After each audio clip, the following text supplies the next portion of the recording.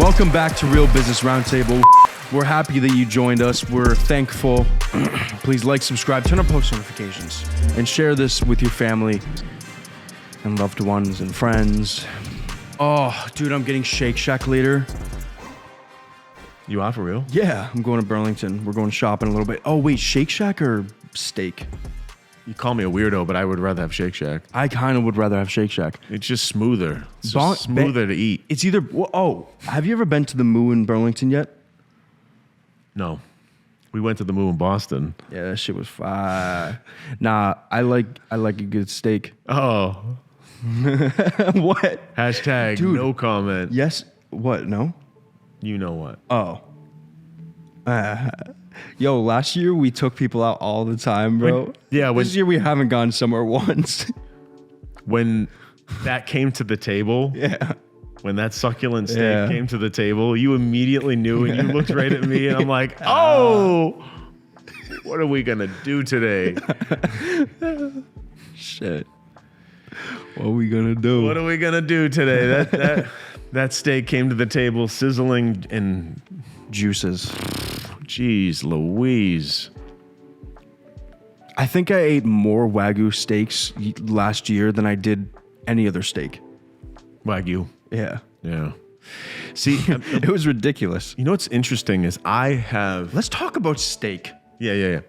So today in Just Chatting, we're going to talk about steak randomly. So there's a sushi place that makes a Wagyu, A5 Wagyu sushi roll. It's like a maki roll. I feel like a lot of places do that. But they also have an authentic Kobe Japanese beef.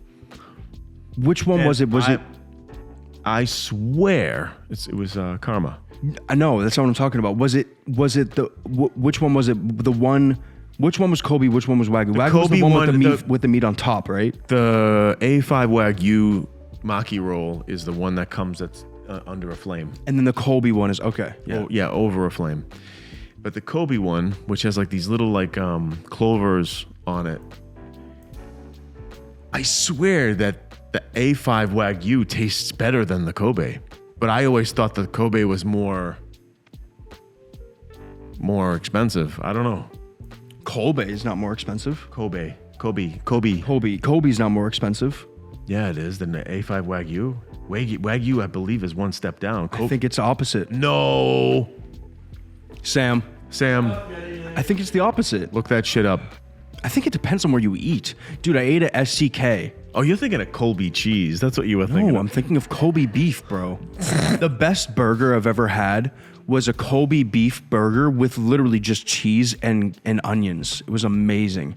Okay, let's see. What do we got? Yeah. Kobe versus Wagyu. Whoa. How much? What's the difference?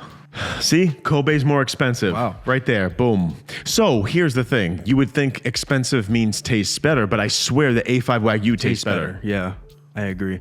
The one thing about Wagyu that I've had it all okay, whatever. But the thing about Wagyu is that it's so like it's rich. It's so rich. Dude, I get one steak, I can't finish it.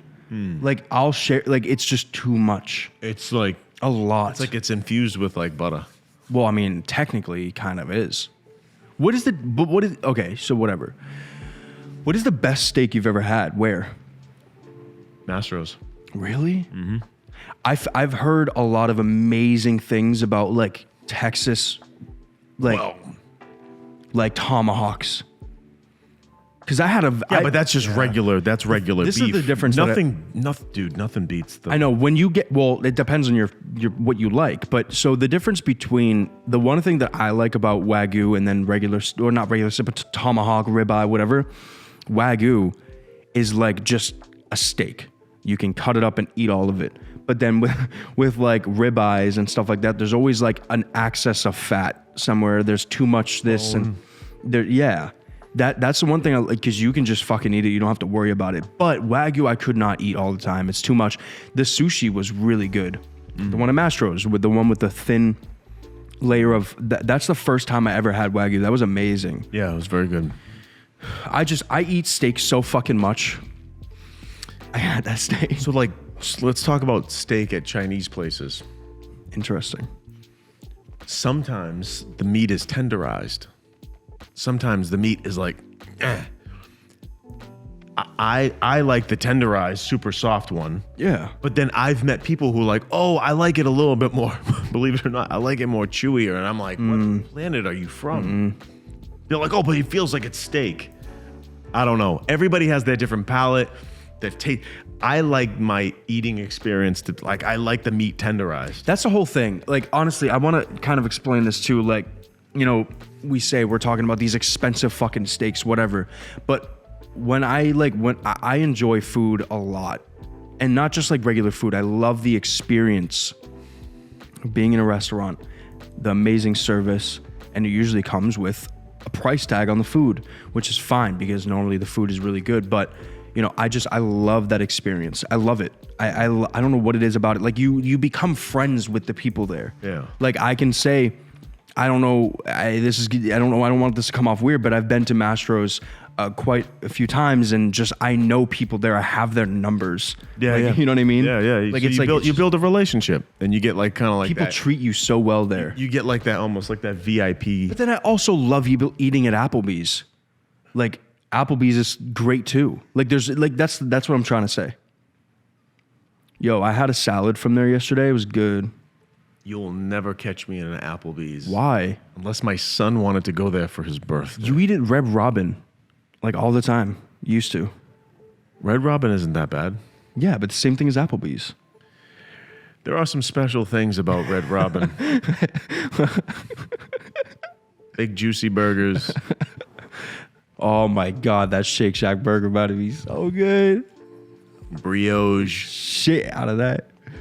Brioche bun. Brioche buns.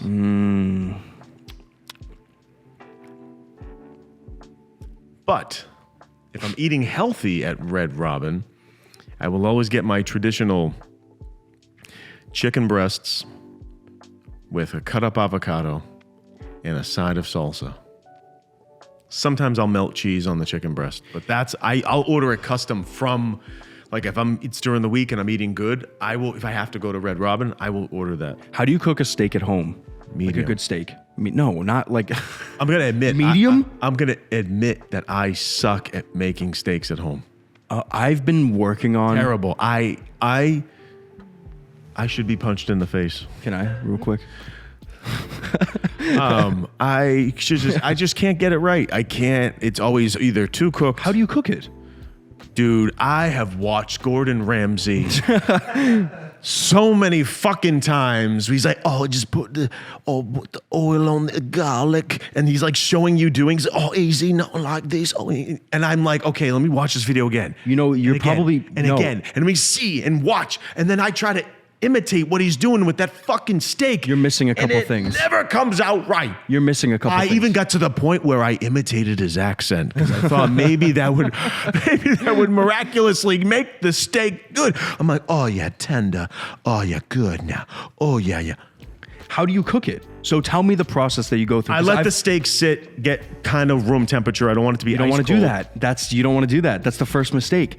The reason why is because when I'll go step by step with you. I've perfected this shit. You cook it cold? Yes. There's a reason why. I take it out of the refrigerator and I throw it right on a hot pan. It doesn't have to be cast iron or anything like that. Hot pan. The reason why you want to do cold is because the way I like my steaks, medium rare, it'll sear better. Hashtag lunatic. That's fucking regular. That's like the No, average. it's not. Medium is. Okay, if you want it medium too, whatever. Medium. But you like a good sear, right? You like a good sear, right? I like a good sear. Okay, but so listen, let me talk.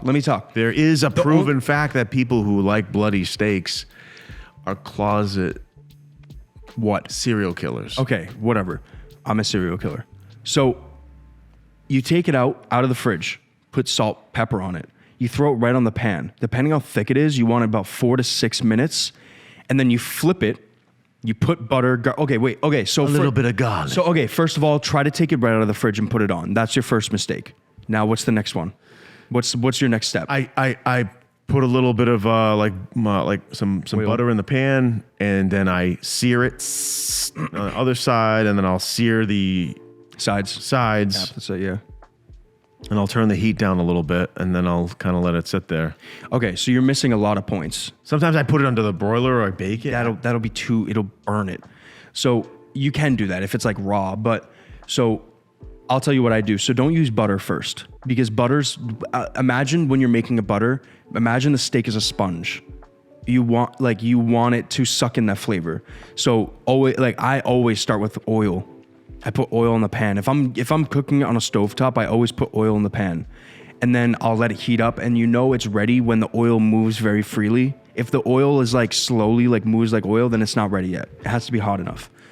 Take it out of the fridge, put salt, pepper on it, throw it on there. Yeah. You like it medium. So for me, medium rare, I would do 4 minutes on each side. For you, I'd do 5 to 6 minutes on it. Or I don't know. Don't quote me on that, because I like the way I make my steaks, and I do about 4 minutes on each side. So I put it in 4 minutes and I let it cook. I get that good sear, and then I put it on the side. I put it on the other side for like a minute, 2 minutes, just to render that fat. And then I put it on the other side. Now I turn down the heat just a little bit after about 2 to 3 minutes of it sitting there. I throw in butter, I throw in garlic, I throw in rosemary, thyme, whatever. I throw it all on the top of the steak, or butter on the side, the other stuff on the top so it doesn't burn. And then I baste it. And you baste it enough times where you're still cooking the steak, but the heat is turned down a little bit. You baste it, flip it over one or two more times if you really want. And then you take it out of all of that, put it on a cutting board, put the garlic, thyme, rosemary, whatever you use on top of the steak, and you let it sit for like 5 minutes. I just want to know, why is it such a complicated thing? The item itself is a very simple piece of flesh. Because cooking it, think about it this way. It's too complicated. I can saute broccoli. I can cook. Get a sous vide. Well, that's all I know. I don't understand the steak dilemma. I really suck at cooking steaks. I'm good at cooking steak tips. It's all, well, yeah, because you just throw that in the broiler. Steak tips I can do. Yo, but you gotta the steak, the whole thing, the jam, whether it's a ribeye, whatever. Think about it this way. You're trying to get a sear on it, but you're not cooking the inside. You're just cooking the layers. So now you have to be like almost specific on how you get that cook in the inside. Half of the time, it's cooking on its own on the cutting board, for me at least.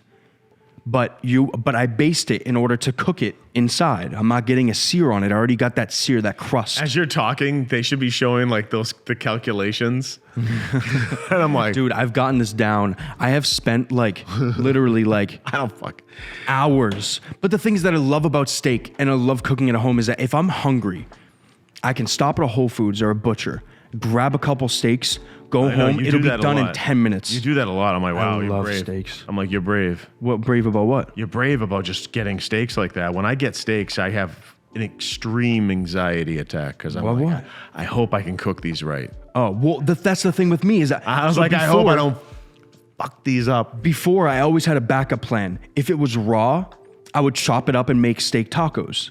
I would just slice it and I would cook them a little bit more until they're cooked, and I'd make steak tacos. I'd put in the right stuff, whatever. But I would always have a backup plan at first. But now it's like second nature. I throw it on the fucking stove, cook it up, let it sit. It might be a little too raw, throw it back on. Grill is also really easy. If you have access to a grill, you throw it on 5 minutes, flip it, throw it on 5 minutes, let it sit, and then you're good. Grill is so easy to cook it on. But I like stovetop because I like to baste that shit. I like to see that fucking butter roll off the top of the steak on that brown. I'm thinking that cooking steaks should be simplified, and we should disrupt that market by creating a machine that cooks a steak for you. Like almost like a rice cooker. You just put the steak in, shut it, and a robot does all the jazz. Ding. All the jazz. Steak's done. And the robot has the Gordon Ramsay accent. Off you fat, useless sack of fucking Yankee stanky dude. It's disgusting! Now, love, we're gonna gonna do this. Oh, gonna love. All right, now, love. A little bit of okay. You know? And then it goes bing, and you open it up, bang, it's done. Have you ever eaten at one of his restaurants? Yes, I have. Was it good? It was insanely good. Really? Yes. Yes. I've never been to. What's the closest one here? Is there one in New York? I'm not going to shit talk. I believe there's one that's opening up in Boston. Yeah, but it's not like a Hell's Kitchen. I got his famous beef Wellington. How was that? Hold on. So good. Very good. Oh. I also love the balsamic. So he has this thing with tomato caprese salad. I think I don't know if it's. yeah. But I don't know if it says caprese. It just says balsamic tomato medley or some bullshit, and that's wicked good.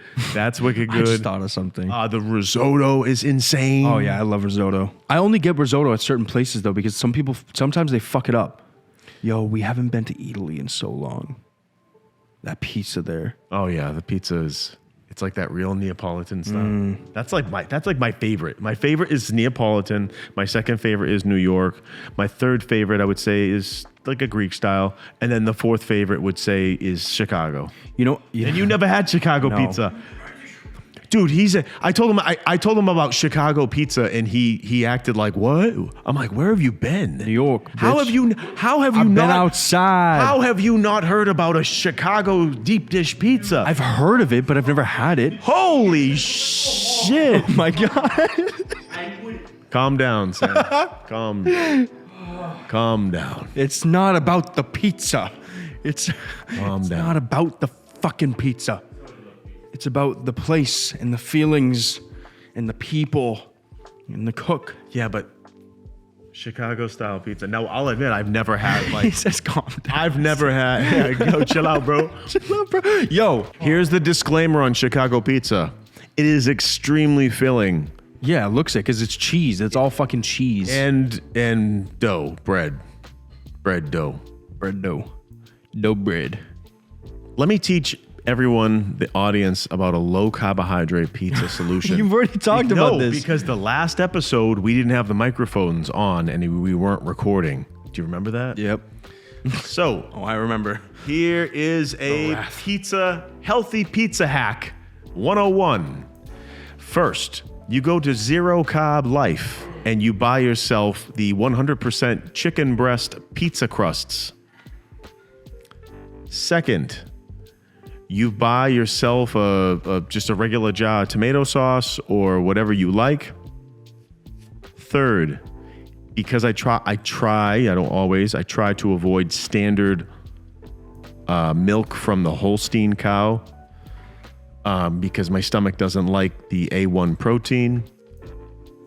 I try to get A2 protein cheese, and if you get it from sheep or even buffalo, it's pretty much guaranteed it's going to be A2 protein. So I get a little block of sheep mozzarella from Market Basket.